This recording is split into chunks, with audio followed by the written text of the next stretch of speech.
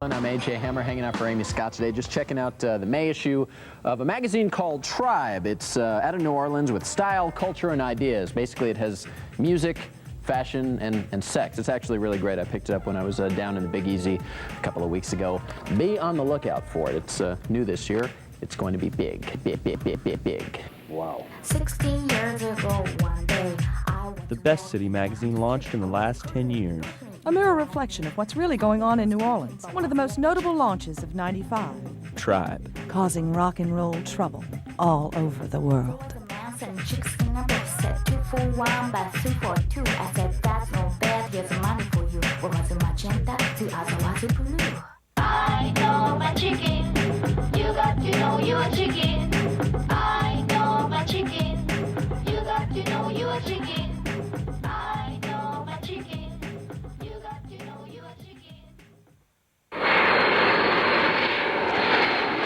Sector 3, traffic 8 northwest, 2,000 feet, Cherokee, so straight in on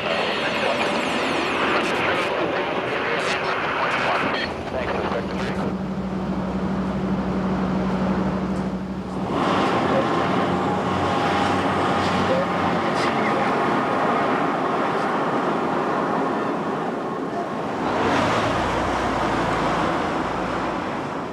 Tribe is here to document the truth and present the ideas how they really are. And we don't really pad a whole lot. What is Tribe Magazine's philosophy? What is it that we're trying to say? And because of the chaos of New Orleans, because nobody really knows what the hell's going on here yet, it's probably the most efficient state in the country because of its chaos.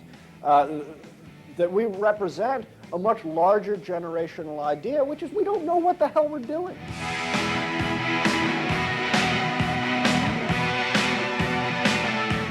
We cover the gamut, whether it's, you know, alligator hunting in the bayou or, you know, covering something that is just totally irrelevant by most people's standards, can in fact be a feature in Tribe. We want to become the magazine of the South. Which one is it, man? Good afternoon, Tribe Magazine. Somebody already got it.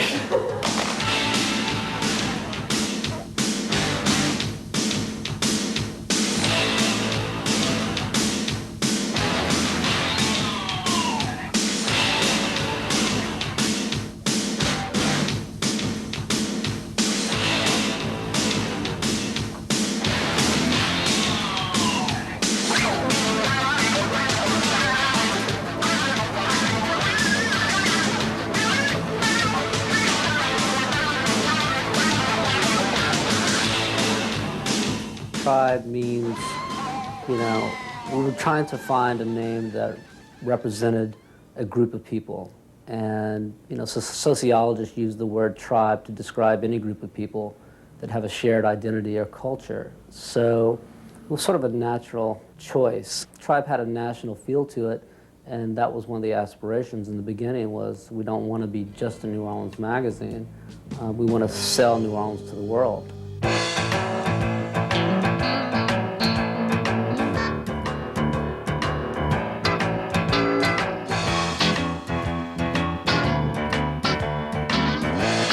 There are issues and ideas and, that people aren't saying, especially in a local media sense, that we're able to address and we're able to investigate. You know, what it is about New Orleans that would make it such a dream factory.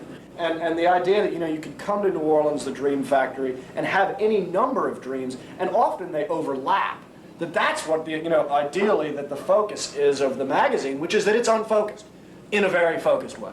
Like I Well, thought, the numbers why are the numbers so screwy with the idea, right, with the story was to,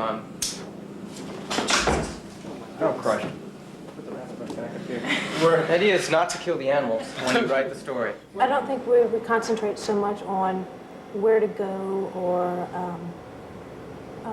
the venues as we do kind of the oddities of New Orleans, because that's what kind of makes it like no other place, is that there's so many different things happening down here. And, it's hard not to be affected by where we live in our design. Perhaps it's not something that we think about every day, but just living in the city, has an amazing influence. I think we can teach them a lot by showing them a lot of what is atypical and probably more interesting about the South or about New Orleans. Things that people don't think of automatically when they think of this area. Do we want it to be very realistic, or do we want to go more like a kind of parody? Over the top illustration. Well, it's sort of with the opera story motif, you know, with the plastic horns and the...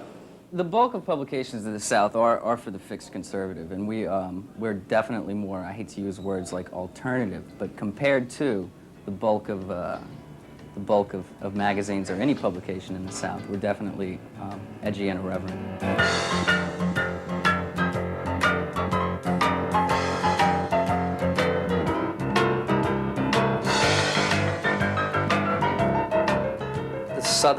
Typical Southern reader is sort of a stereotype that is conservative in nature, not open to new ideas, and we don't think that's true. I mean, we think that the youth of today want to know the real story.